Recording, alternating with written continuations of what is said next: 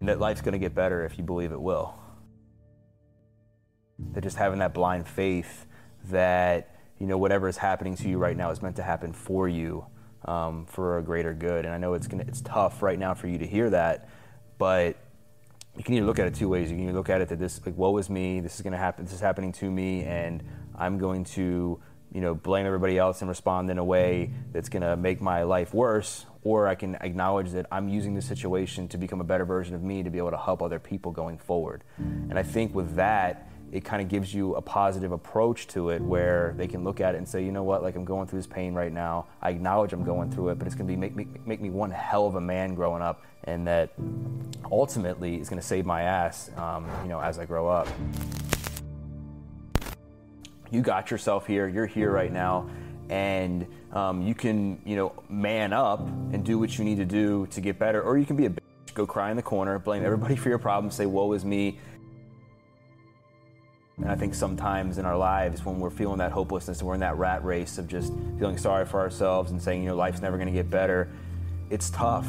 And I think, especially when we don't have that belief in ourselves, when somebody says, I believe in you and you can do it and I'm gonna help show you the way to get you started, I was like, I'd never had anybody do that to me before, that unconditional love. I just felt like this void being filled. Whether we believe we can or we believe we can't, right? It's the same answer. And for me, I always believed that I couldn't. I'm not gonna be able to do it, I'm not. And you're your own direction. You're your own power and you're your own beginning. This is the power that you deserve and the power that honestly you should trust. Remember, your life is in your control, not anybody else's. A lot of people are going to tell you to do this or do that or say, I'm just a product of my environment. That's not true. In your hands, this very moment is your journey, the journey that allows you to be someone fueled by your potential. Keep going, keep going, keep going. Now isn't the time to wait. Now isn't the time to waste. Let this be the power that takes you towards your success. This is the opportunity you've earned. This is the potential you've always had. Step out of the crowd and step into your success. And I think in life, we can't change the past, right? We can only learn and grow from it. So there's no sense in like harping on mistakes you made. They're done. Like I always say, fail more, because if you never made a mistake, it means you never tried. If you never tried, it means you never took a chance. And if you never took a chance, you never believed in yourself, you never had faith. And faith, we need faith. You need to believe in yourself. And it doesn't matter how many times you failed.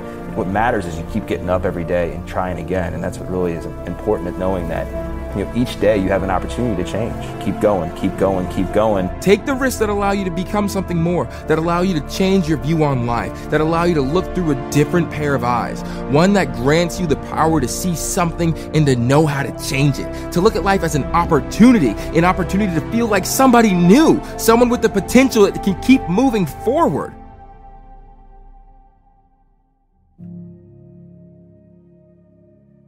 We're not defined by our circumstances, we're defined by the choices we make in response to our circumstances. And I think people don't like to look at pain. Like people are afraid of pain. They don't want to be hurt. They want to be coddled. They want this, they want that.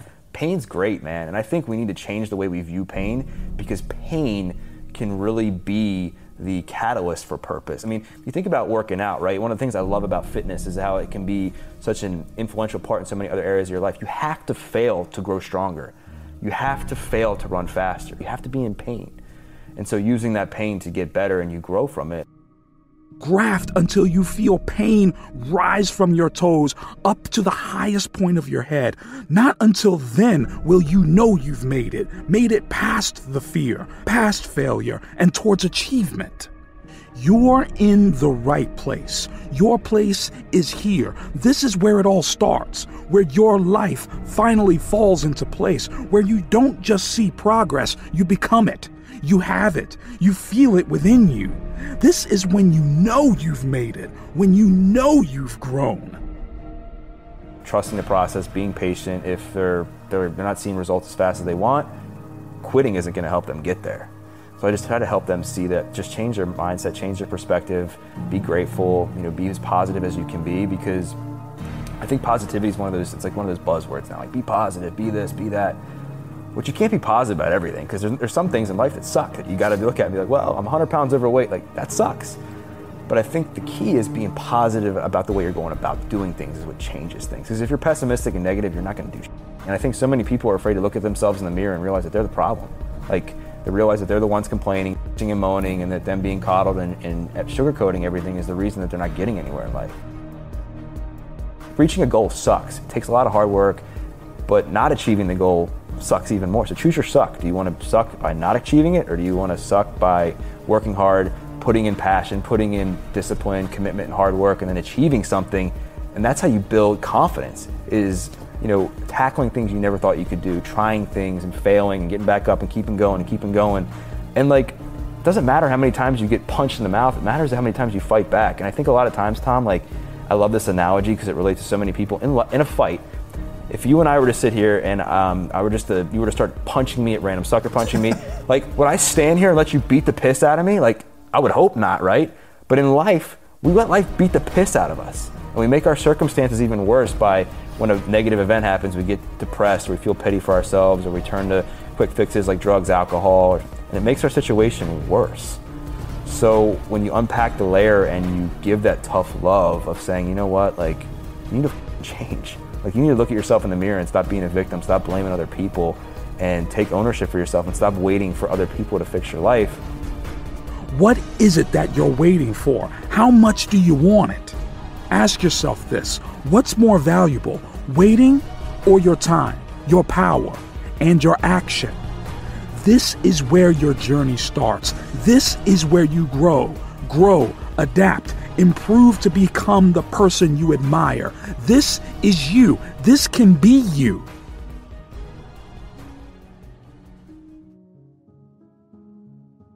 I think our belief system about ourselves can be so like hijacked based on what others say about us, and then we start to believe it, whether it's like, you know, you're ugly, you're a pussy, you suck, you're unathletic, and then sure enough, if it happens over years, you start to believe that about yourself if you have no confidence in who you are. And I think the more you can own who you are and just chase after your own dreams and stop worrying about everybody else, then those things start to become lies. When people are saying, you know what, you're a piece of shit, you suck, if you know about yourself, like that's not true. I mean, that's what self-love is. It's just really knowing truly inside of you who you are. Well, I think you gotta look at your why, like why you're doing it. Because I think when you have a strong enough why, like the what's in the hows become irrelevant. You remember like why you started. Because I think we spend so much time worrying about what everybody else is doing, we've lost track of who we are as a person, right? And just looking within, whether that's in meditation or prayer or journaling, to really figure out like the things we like, the people we like, you know, where we like going and all that stuff, and then kind of filter that into your life organically. In order to get where you're going, you gotta know where you're at. Keep going, keep going, keep going. You have this power. Communicate your problems. Communicate the power you know that you have. This is the beginning of your power, the start of your progress. This is where it starts. This is where you become something better than now, where you build a life for yourself, one where you hold the reins, where you make the final cut, where you have that power. This risk is what will take you in the direction where you control your life at last. So you have to deliberately practice the weaknesses and make them as strong as you can, while also practicing your strengths and making those the top of your performance. Most people are too lazy to do that. They just want to practice everything, or they don't want to even bother to figure out which piece is the most important. You have to dig the well before you're thirsty, and you have to give without the attachment to getting something in return. So when people want to reach out, stop thinking about what's in it for you. Start thinking about only what's in it for other people. And if you don't worry about what's in it for you, you will find opportunities that come later down the line. And to sort of illustrate this, when I moved to LA, I had a toothache, and it started to get more and more painful. And it really was starting to just dig into my brain. I couldn't think. I didn't have a car. I moved from New York. This is pre-Uber. I didn't have dental insurance because I was 27, and you know, who cares about your teeth, right? You think about those later. I'll get new ones. And so I started to desperately call dentists, and they were like, oh, look, I don't take new patients, or I can see you in a week. Go to the ER if you have a toothache. And I'm thinking, a week? I haven't slept. You know, this thing is killing me. So I posted on Facebook, and obviously I didn't have my privacy settings set correctly because a random stranger filled in the comment and said, my aunt's a dentist near you, do you want me to give her a call? And I said, sure, yeah. So I went to his aunt the next morning before they officially opened, got that thing drilled the hell out, got it filled. She didn't overcharge me. I send this guy a message, thank you so much. He goes, no problem, man. I don't know what you do. I heard you have some show that my friend likes, but I'm glad you got your tooth taken care of. And I said, let me know if there's anything I can do. He said, well, I'm a graphic designer, but I'm working at a cafe right now as a barista. I would love to just not make another cup of coffee again. And I said, well, I don't have any work for you, but I'll keep my ear to the ground. He said, whatever you can do, no problem. I don't expect you to give me a job. 4 days later, another entrepreneur friend of mine, she writes me and says, my web guys are blowing it. I keep firing them. Who can create good branding for me? I said, I've never worked with this guy, but here's a portfolio. He's a nice person. That's really all I can say.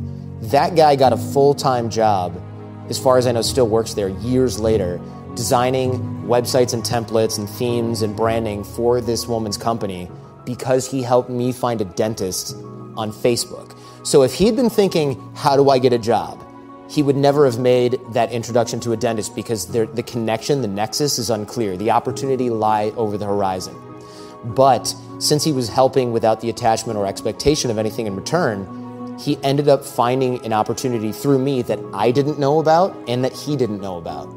But you won't find those unless you are constantly reaching out, digging the well before you're thirsty, and giving without that expectation of anything in return. Keep going, keep going, keep going.